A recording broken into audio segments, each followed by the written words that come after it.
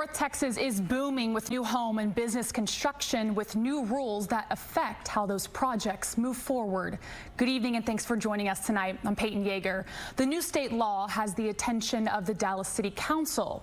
After years of battling building permit backlogs, the city is now preparing for developers to take matters into their own hands. Fox 4's Lori Brown is live to explain. Lori.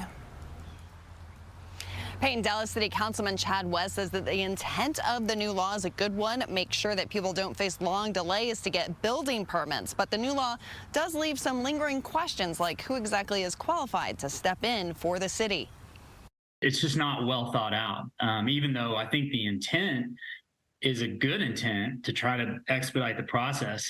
They're just not giving us any tools and zero guidance in how to do it. Dallas City Councilman Chad West told us he has concerns about HB 14. The new state law gives cities a deadline to approve or deny residential or commercial building permits.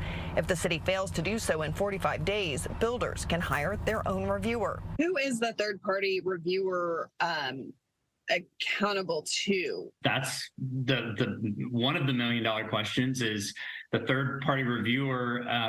There's no qualifications set by the state, so we've got to develop that at the city level, and it's not done yet. While the new law took effect this month, West says the city is not yet prepared to set standards that uphold public safety. We're not, because there's no program established to vet out these third-party reviewers. At a special meeting last week, Dallas Mayor Pro Tem Tanel Atkins asked city staff how much power third-party reviewers would have. When that third party come in, we got to give them the permit right then and there. We don't have no choice. Is that correct? Yes, sir. The law also will allow people to hire third-party inspectors if the city misses an inspection deadline.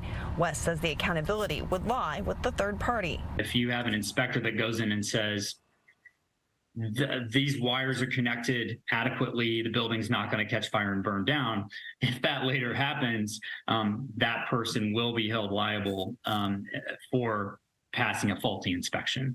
And so we'd want someone who's insured, bonded, and trained to be able to conduct these inspections or approve these permits. And there is also concern HB 14 could have an unintended consequence. I think the way it was written, it leaves an out for cities to sort of avoid the process by just denying more permits. It almost sets it up for failure the way it's written.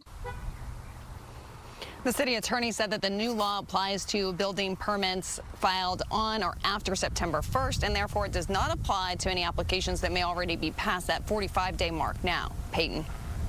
Lori, thank you.